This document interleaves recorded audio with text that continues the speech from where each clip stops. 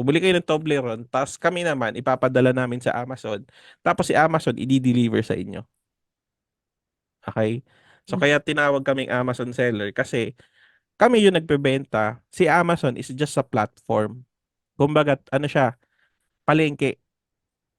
Okay? Si Amazon is just a palengke. Tapos sino yung mga nagbebenta? Kami. Okay? So si Amazon lang is just a platform.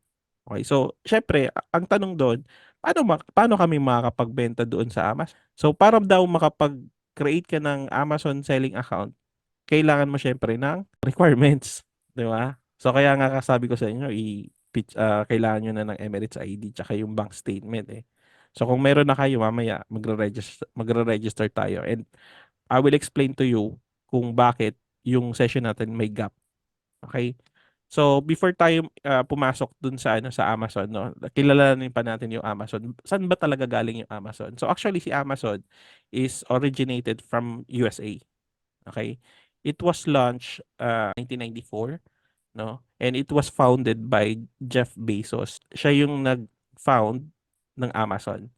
Actually, Amazon, they started selling only books. Nagbebenta lang sila ng libro. Okay? Pero at the long run, dumami ng dumami yung products nila.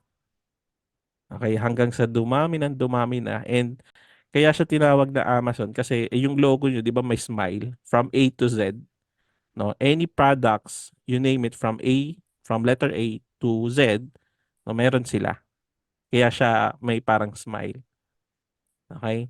So, yun yung Amazon. Okay? It was originated from USA and founded by Jeff Bezos. Okay? So, hindi po siya network Ponzi scheme. Okay? So, legit talaga kasi nakapag-order kayo eh. And ito yung tinatawag namin na Amazon Marketplace. Yung Amazon Marketplace, dito po kayo nag-order.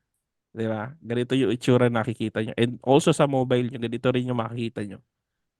Di ba? You need to create account. Tapos from there, set mo yung pangalan mo, yung contact details mo, yung address mo. Tapos you can start ordering. Okay, so we call this Amazon Marketplace. Ito kung saan kayo nagbumibili. Okay, pero yung tinatawag kong Amazon Seller Central, ito naman yung dashboard na kung saan later on makikita nyo kung saan kami nag-upload ng product. Kung ano yung i-upload namin, dito po nakikita yan sa Amazon Marketplace. Okay?